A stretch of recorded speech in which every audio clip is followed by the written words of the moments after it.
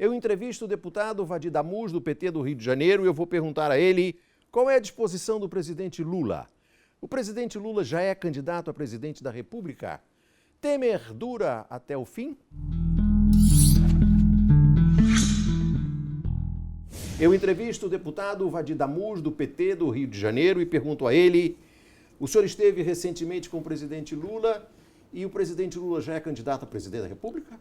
Tecnicamente, ele não pode dizer que é candidato, porque a legislação eleitoral não permite. Mas ele está muito animado em viajar pelo país. Acho que ele pretende se candidatar à presidência da República. Ele está muito animado, percebe que o Brasil está indo ladeira abaixo.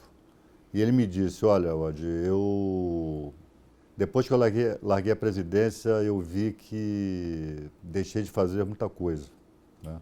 Só tive consciência disso depois. Então eu quero terminar o meu trabalho. O senhor acredita que a disposição dele, o entusiasmo dele hoje, está relacionado também com o fato de que ele quer enfrentar o juiz Moro? Olha, o presidente Lula sabe, Paulo, que é vítima de perseguição política. Ele sabe que o processo está sendo utilizado pelo juiz Sérgio Moro e pelos seus colegas de operação, né? Colegas da chamada força-tarefa. O processo está sendo utilizado como arma de guerra, como arma de perseguição política. Então o presidente Lula diz que faz questão de estar em Curitiba no dia 3 de maio e fará questão de responder uma a uma das perguntas do juiz Moro e fará questão, né, lá na filmagem, né, que o juiz Moro apareça também, porque normalmente só aparecem aqueles que estão depondo. Claro. E o presidente Lula me disse: você sabe quando uma pessoa está mentindo ou está sendo sincera, é pelos olhos. Isso. É pelo olhar. Eu quero olhar na cara dele e quero que ele olhe na cara do povo. Ou seja, quer que o enquadramento pegue o juiz Moro também? Também. Também. É muito inteligente isso. É. Eu, como profissional de televisão, quero dizer que estou surpreso com essa reação dele. Outra pergunta. O que o senhor diria da técnica da Operação Lava Jato e do juiz Moro diante do fato de que, entre os seus mais recentes projetos de lei, se enquadram? A resposta à acusação antecederá o recebimento da denúncia. Igualdade de prerrogativas processuais entre defesa e acusação.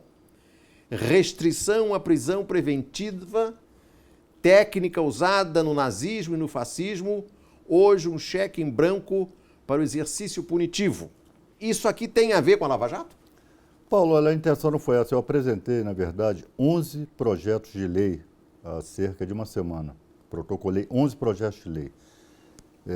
Todos eles têm um sentido comum. Qual é o sentido? Ir na contracorrente do punitivismo exacerbado, do clamor punitivo que viceja hoje na sociedade brasileira, né? E lá na Câmara dos Deputados. É fazer um contraponto civilizatório.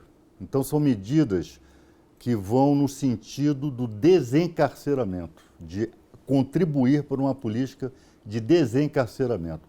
Isso significa impunidade? Não. Isso significa tentar mostrar à sociedade brasileira que a prisão é a medida extrema, que pode haver outras penas, pode haver outras medidas restritivas. Sim. Agora, se algum desses projetos obsta à prática de ilegalidades praticadas pelo chamado Operação Lava Jato, mérito para o projeto. Como que o senhor explica essa tentativa de restringir a prisão preventiva, que eram prerrogativas do nazismo e do fascismo, e que hoje, segundo a sua exposição de motivos, são cheque em branco para o exercício punitivo?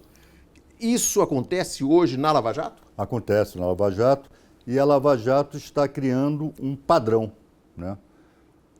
Não está acontecendo só na Lava Jato, né? Aliás, isso já acontece, Paulo, com a população pobre, a população que é alvo, né, da perseguição policial, da violência policial. Na verdade, não é exatamente restringir a prisão preventiva, é fazer com que a prisão preventiva ela atenda aos requisitos legais. Que são? Ordem pública, por exemplo. Então, o que nós estamos preconizando? Que não basta dizer que, a bem da ordem pública, para preservar a ordem pública, decreta a prisão preventiva de A, B, C ou D. Tem que explicar em que a ordem pública está sendo ameaçada, né? Claro. Essa expressão ordem pública, ela vem do nazismo. No direito alemão foi abolido esse requisito, né? Depois da queda do nazismo. Depois da queda do nazismo. E o que o senhor diz da prática hoje, trivial, corriqueira, da condução coercitiva, de que foi vítima o presidente Lula? Olha, essa é uma prática abertamente ilegal. Ilegal por quê? Porque a chamada Operação Lava Jato usa a condição coercitiva de maneira arbitrária, de maneira contrária à lei. A condição coercitiva se dá quando o acusado, o investigado, é intimado a comparecer em juízo, né, e não comparece. Daí o juiz, se ele não justificar por que não foi, o juiz pode, né, com todas as cautelas, pode determinar a condição coercitiva, ou seja, que ele seja levado à força perante a autoridade.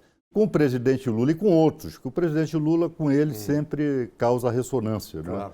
Agora, tornou-se uma prática corriqueira, condução coercitiva, sem que tenha havido a intimação prévia do acusado. Porque o Lula não foi avisado. Não foi avisado. Ele foi, na verdade, aquilo não foi condução coercitiva, aquilo foi um sequestro. O senhor também tratou a certa altura, eu me lembro bem, chegamos a conversar sobre isso, sobre a responsabilização do vazamento de informações sob sigilo de justiça. O senhor chegou a apresentar um projeto de lei sobre isso? Apresentei, está lá na Comissão de Constituição e Justiça. O que há são vazamentos. Vazamentos. Né? E vazamentos para... Seletivos? Seletivos. Então, eu, por exemplo, no Conversa Fiada, nunca merecia um vazamento. Pois é. Então, não estão selecionando você. Pois é. Vaza-se seletivamente, normalmente para a Rede Globo. Sim. Né? E esconde-se claro. aqueles que não importa, não vem ao caso, né? Claro. Que apareçam. Isso é abertamente ilegal. A defesa sabe, muitas vezes, os advogados de defesa sabem daquilo que foi dito pela Rede Globo de televisão e não folheando os autos do inquérito ou os autos do processo. O senhor viu, por exemplo, um vazamento mais notável recentemente, que foi o vazamento da lista do Jornal Nacional, supostamente extraída da lista do Procurador-Geral Janot. O Jornal Nacional teve a peculiaridade de, por exemplo, omitir o relacionamento do governador de São Paulo, Geraldo Alckmin, o que aparece em todos os outros jornais do país, fora o Jornal Nacional. Esse seria um tipo de vazamento previsto no projeto de lei, caso a Câmara Federal se decida a analisá-lo? Sem sombra de dúvida, né? É impressionante como, por mais que se denuncie, por mais que se proteste, por mais que se mostre que esses vazamentos são ilegais, eles continuam acontecendo. Isso é que se chama, Paulo, publicidade opressiva, em contraposição ao julgamento justo. Ou seja, as pessoas são condenadas antes pela mídia e ao judiciário cabe o papel meramente de homologar uma condenação que já foi feita pelo Tribunal da Imprensa. Vamos falar sobre o PT, deputado. O que o senhor acha que deve ser a conduta do PT daqui para frente? Olha, eu acho o PT, ele está em processo de congresso, né? Em maio acontece o congresso do PT. Eu acho que o PT, ele primeiro tem que perder um certo complexo de vira-latas, né? O PT, de uma certa maneira, em certas instâncias, parece que se deixou intimidar. E o presidente Lula, nessa audiência em que ele foi ouvido lá em Brasília, Sim. Ele foi muito enfático em relação a isso. Diz que não aceitava que o PT fosse chamado e considerado como organização criminosa. O PT tem que ir para as ruas, né, dizer que esse processo é um processo golpista, que Michel Temer é um presidente ilegítimo. E tem que ir para as ruas defender Lula e defender a candidatura de Lula para a presidência da República imediatamente. Essa é a tarefa imediata do PT. Voltar às ruas, que sempre foi, né, o lugar por excelência do PT. O PT não pode abandonar as ruas. O PT não pode abandonar o diálogo com os movimentos sociais. O PT tem que andar de cabeça erguida, né? E é essa a mensagem que o presidente Lula quis lançar aos petistas, e é essa mensagem que o PT tem que aprender, né? Voltar para as ruas, delas não mais sair, derrotar essas reformas do retrocesso, essas reformas de regressão social e fazer de Lula candidato à presidência da República. O presidente Lula é candidato a presidente do PT? Não, não é candidato à presidência do PT. Ele me disse hoje que não será candidato à presidência do PT. O senhor votaria no senador Lindbergh para presidente do PT? A minha candidatura preferida é do senador Lindbergh. É nele que eu quero votar para a presidência do PT. Deputado, o senador Lindbergh Farias esteve aqui, deu entrevista à TV Afiada, na qualidade de candidato a presidente do PT, e disse que o PT precisa ser mais aguerrido, ter mais força, ir para a rua, mais empenho, e que é isso que as bases do PT querem. É mesmo? Isso é rigorosamente verdadeiro, e nesse sentido eu entendo que o perfil para esse momento, o perfil para esses requisitos, o Lindbergh preenche bem. Teve uma atuação muito importante no processo de golpe, né, no processo do impeachment, tem se apresentado, né, como um parlamentar combativo, né, e ele está com muita vontade. Para ser candidato, Paulo, tem que ter vontade. É o primeiro requisito para quem quer ser candidato a qualquer coisa, é ter vontade. Claro. Ele já demonstrou que está com muita vontade, está viajando pelo Brasil, está conversando com todas as correntes internas do PT, está conversando com os militantes. Então, eu acho que o Lindbergh hoje cumpre um papel mais adequado para ser o presidente nacional do Partido dos Trabalhadores. Na sua avaliação, o presidente Lula apoiaria o Lindbergh? Olha, eu não posso falar em nome do presidente Lula, né? O presidente Lula sempre foi um ponto de equilíbrio entre as diversas correntes internas do PT. Mas posso responder a você pela negativa. Acho que o presidente Lula não reprovaria a candidatura do Lindbergh. Na sua opinião, o governo Michel Temer chega até 2018? Olha, Paulo, está havendo um esforço muito grande para isso, né? Para quê? Para que ele não chegue? Para que ele chegue. Ah, para que ele chegue. Da nossa parte, para que ele não chegue.